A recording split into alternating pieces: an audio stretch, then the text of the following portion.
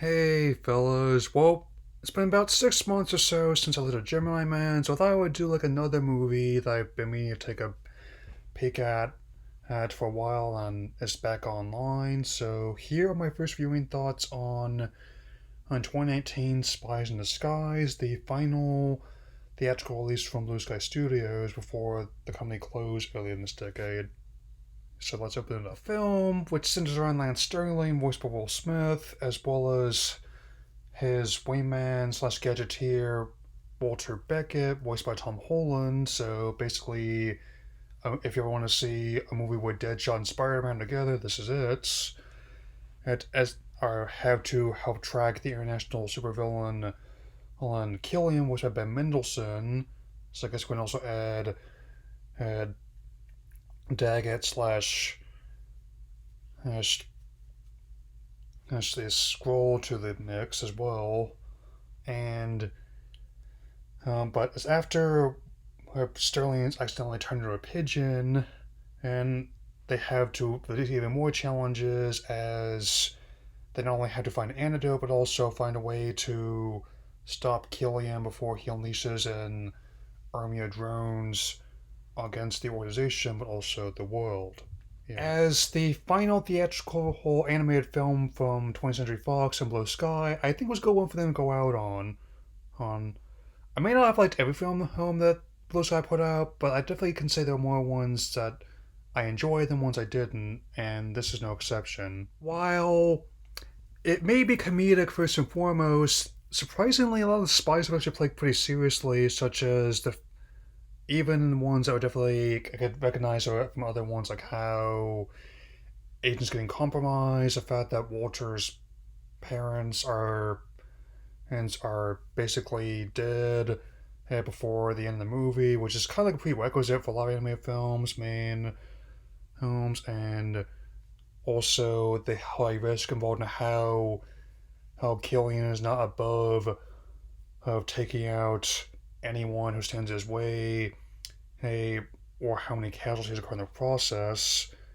And yet, it's still finding a way to keep it in a PG with balancing out with just enough of the cartoon physics. I mean, especially like the whole with the this pen that Becca comes up with that can basically turn a person's bones into jelly temporarily when it stuns them. And he learns the hard way when he accidentally uses it on himself. So as you can imagine, if Sterling's like the Bond or Snake of this movie, then Beckett is very much like his Q or Otakon on not really doing much work outside of a desk, but is more than capable in his own way. Yeah. While I may have fairly recently gotten the chance to watch this since it came back online fairly recently. It's also been on TV a few times. Now that I have finally seen it, I can definitely say I enjoyed it. I mean, for what it was. I mean, and that seems to be the reception I've been seeing, like how that most people who did get a chance to see it, both audiences or critics, did seem to enjoy it, at least based on the scores on Rotten Tomatoes, Metacritic, and IMDb, would seem to indicate. As for the financials, well, you ever go online and see some of those listicles about how its movies and other works could have been hits but had impossible competition? Well, this movie is a textbook example of that. Opening on Christmas Day in 2019, any other time it could have made some money, but it would end up opening at number 5 that weekend behind Star Wars: Rise of Skywalker, Frozen 2, Jumanji: Next Level, and the Greta Gerwig remake of Little Women of all films.